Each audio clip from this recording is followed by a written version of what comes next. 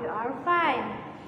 Okay, let's open our lesson today by reciting, praying together.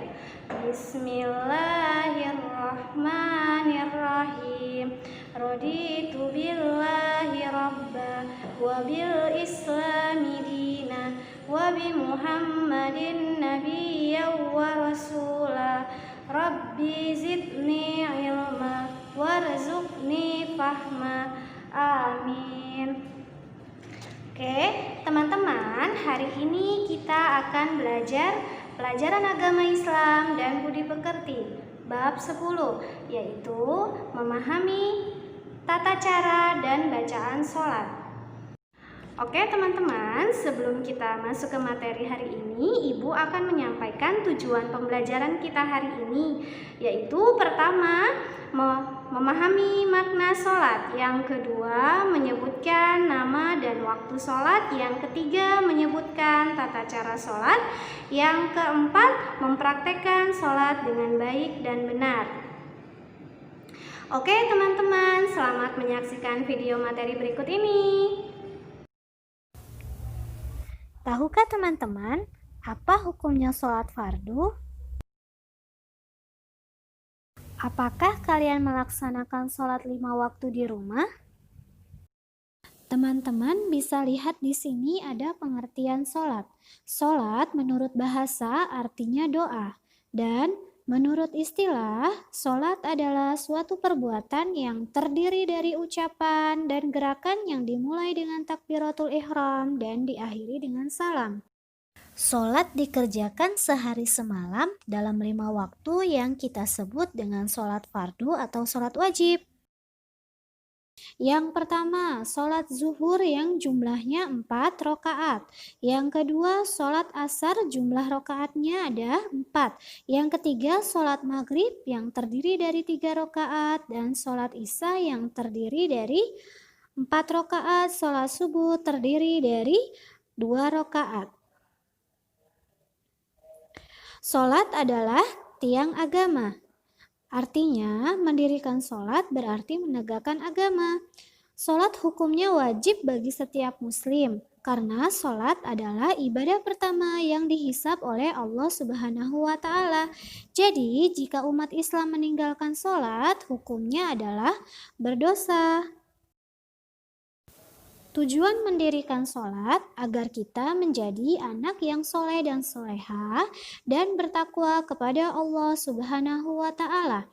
Selain itu, sholat dapat mencegah perbuatan keji dan munkar. Ini adalah syarat wajib sholat. Dapat kalian perhatikan di sini. Yang pertama, Islam. Untuk orang Islam wajib melaksanakan sholat 5 waktu. Untuk orang non-Islam tidak wajib melaksanakan sholat 5 waktu ya. Wajib sholat yang kedua adalah suci dari haid dan nifas. Syarat yang ketiga adalah berakal. Orang gila tidak wajib untuk melaksanakan sholat 5 waktu ya. Syarat wajib sholat berikutnya adalah baligh. Baligh artinya orang yang sudah cukup umur untuk melaksanakan perintah Allah dan meninggalkan larangan Allah. Syarat yang kelima adalah telah sampai dakwah Islam. Dakwah artinya ajakan untuk melaksanakan perintah Allah dan meninggalkan larangan Allah. Syarat wajib sholat yang terakhir adalah terjaga, artinya orang yang tidak tidur. Orang yang tidur tidak wajib melaksanakan sholat 5 waktu ya. Setelah dia bangun dari tidurnya, maka wajib melaksanakan sholat 5 waktu. Ya, berikut adalah syarat sah sholat. Yang pertama, suci dari hadas. Jika kita menghadap Allah, harus dalam keadaan suci, suci dari hadas besar maupun dari hadas kecil. Sholat yang kedua adalah suci badan, pakaian, dan tempat. Jika kita akan melaksanakan sholat, periksalah kebersihan mulai dari badan, pakaian, dan tempat. Pastikan semuanya bersih dari najis. Najis itu terdiri dari 3, yaitu najis ringan, najis sedang, dan najis berat. Syarat sah sholat yang ketiga adalah menutup aurat. Saat kita akan melaksanakan sholat fardu, maka wajib ya untuk menutup aurat. Batasan aurat laki-laki adalah dari pusar sampai lutut. Batasan aurat perempuan adalah seluruh badan kecuali muka dan telapak tangan. Selanjutnya adalah menghadap kiblat. Kiblat adalah arah menghadap ketika sholat. Kiblat umat Islam adalah Ka'bah. Ka'bah berada di Masjidil Haram di kota Mekah. Rasa sholat yang terakhir atau kelima adalah mengetahui masuk waktu sholat. Waktu sholat ditandai dengan azan. Jika kalian sudah mendengar suara azan, maka bersegeralah melakukan sholat. Allah menyukai orang yang menyegerakan sholat dan Allah membenci orang yang melalaikan sholat. Rukun sholat. Yang pertama, niat. Yang kedua, berdiri bagi yang mampu. Yang ketiga, takbiratul ihram. Yang keempat, membaca surah Al-Fatihah. Yang kelima, ruku serta tumakninah. Yang keenam, i'tidal serta tumakninah. Yang ketujuh, sujud 2 kali serta tumakninah. Kedelapan, duduk antara 2 sujud dan tumakninah. Kesembilan, duduk tasyahud akhir. 10, membaca tasyahud akhir. 11, membaca sholawat. 12, mengucapkan salam. Dan yang terakhir adalah tertib. Selanjutnya kita belajar niat sholat fardu. Yang pertama, sholat subuh. Usolli fardus subhi rok'ataini ada'a lillahi ta'ala. Kemudian niat sholat zuhur. Usolli fardus zuhri arba'a roka'atin ada'a lillahi ta'ala. Kemudian niat sholat asar. Usolli fardul asri arba'a raka'atin ada'a lillahi ta'ala.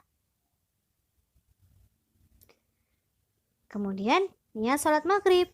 Usolli fardul maghribi thalatha raka'atin ada'a lillahi ta'ala. Niat sholat isya. Usolli fardul isya'i arba'a raka'atin ada'a lillahi ta'ala. Selanjutnya kita belajar gerakan sholat. Sholat harus dilakukan dengan berurutan dan tertib. Yang pertama, berdiri tegak. Urutan yang kedua adalah takbiratul ihram, yaitu mengangkat kedua tangan dan mengucapkan takbir. Perhatikan tangannya ya. Urutan ketiga adalah bersedekap membaca doa iftitah, Al-Fatihah, dan surah-surah yang ada di Al-Quran. Gerakan yang keempat adalah ruku. Perhatikan posisi badannya ya.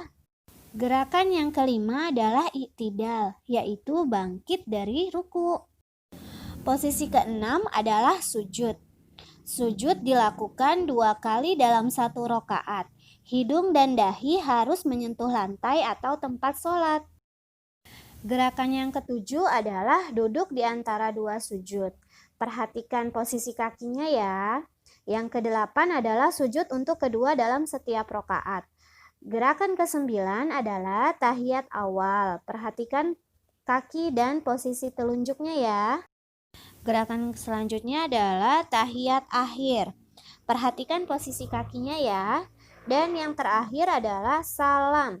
Salam menoleh ke kanan terlebih dahulu, kemudian menoleh ke kiri.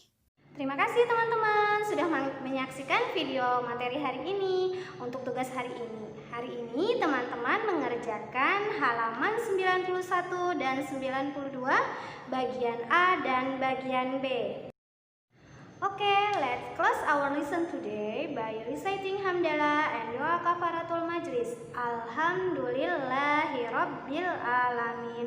Subhanakallahumma wa bihamdika asyhadu an la ilaha illa anta astaghfiruka wa atubu ilaik.